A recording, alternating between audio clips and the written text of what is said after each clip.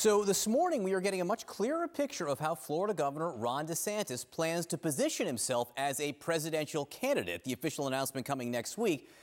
But he laid out these plans in a conference call with big donors. We're going to have much more on that in a second. But there is also this new development that plays into all of this. His feud with Disney, the huge entertainment company and major Florida employer, announced that it is canceling plans, they did this yesterday afternoon, to build a new $1 billion office campus in the greater Orlando area. Disney cited changing business conditions as the reason for not moving forward. CNN's Natasha Chen has much more on all of this. Natasha, this is what, like 2,000 jobs?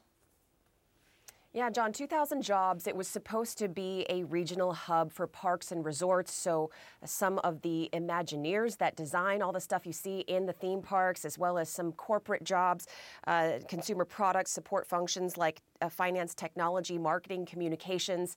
This was going to be at a complex in Lake Nona that Disney purchased. It's just east of Walt Disney World in Central Florida. And the move was going to take over the course of several years, and the company was giving people some flexibility about this. I'm now hearing that some people who did not want to move to Florida actually left the company and found other jobs to avoid that move, and now it's not happening at all. About 200 people already did make that move, and so yesterday in a memo, the chairman of Disney Parks Experiences and Products said they'll work with those individuals, including the possibility of moving them back here to Burbank in the Southern California area. Now, as far as reaction goes, Governor Ron DeSantis did release a statement through his spokesperson, and I want to read that to you. This was acquired by our colleague Steve Contorno. He did say that it was unsurprising that Disney would cancel the project given the company's financial straits, falling market cap, and declining stock price. Unsurprising they would restructure their business operations and cancel unsuccessful ventures. And when we did hear from other local leaders as well, Orange County Mayor Demings and the Florida Democratic Party chair, all saying that this is really because of the DeSantis-Disney feud that they feel that they've lost these Florida jobs. In the meantime, the Trump War Room official campaign account on Twitter also put up this tweet yesterday, quoting this story, saying Ron DeSanctimonious gets caught in the mousetrap. The culture of losing continues. So this really played into the politics of the moment. And of course, a lot of business decisions went into this as far as what made sense for the company. But you can't help but see this in the greater context as well of whether they will thrive as a business as they are having this feud with the governor of the state. John.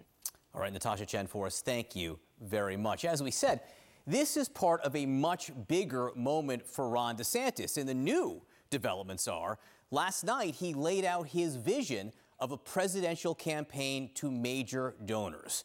With us now from Florida, CNN's Steve Contorno. And Steve, I've been on conference calls with campaign strategists that sounded like what Ron DeSantis did last night, where he laid out his case for how he's going to win, and he sort of made it all about electability.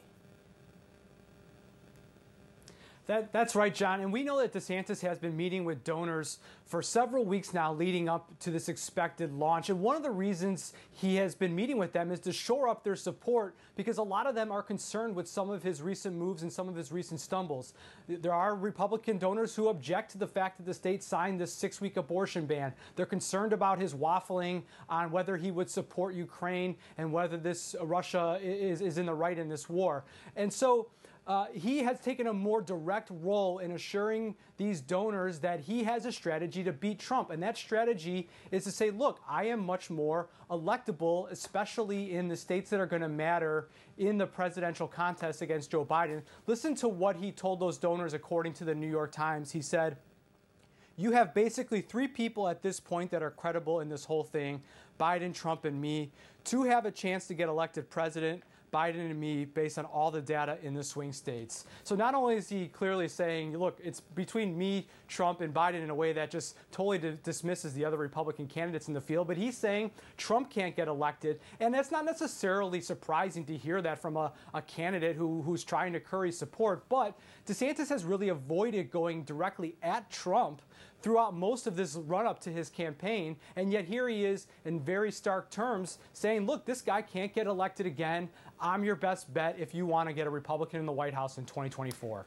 Yeah, I mean, it's very blunt language. Even more interesting, as I said, coming from the candidate himself, not a strategist there. So, Steve, where does this whole Disney thing fit into it, with Disney making this announcement just days before Ron DeSantis is going to make it official that he's running for president?